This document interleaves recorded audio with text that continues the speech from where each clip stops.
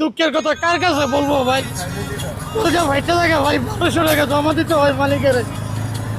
এই কথা কারো কেউ বিশ্বাস করতে হচ্ছে না ভাই। আমাদের এই অবস্থা। 11টা বাজে এখানে আইসি, এখনো ভাই দুপুরে খানা তো দূরের থাক, নাস্তা বন্ধ করতে পারি না আমরা। গ্যাসের ফেরা নেই। মালিকের রাত্রে গেলে ওই জমা দাও, জমা যদি না দেয় ওই চাবি দিয়ে যাও, তোমার মতন ড্রাইভার লাগবো না।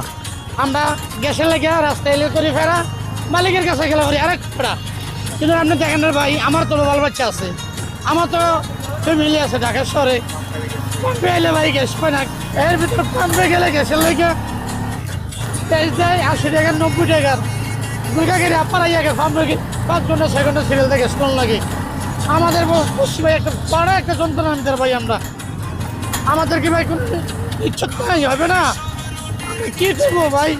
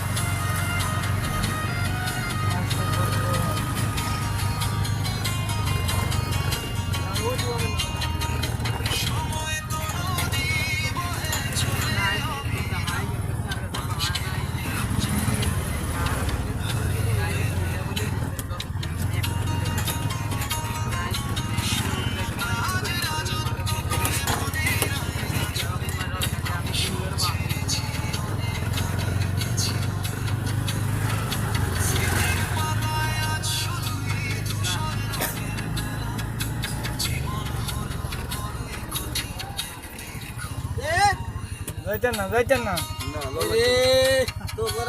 তোরা তো সুযোগের আগ, এ মাগরিবের সময় থেকে আমরা ইয়ান্তে হবি ইয়ানা আইস। আমরা লইতাম না তোমরা তো আচ্ছা ঠিক আছে যাও। আমরা লই না কিন লই আমরা রে কিন যা যা যা।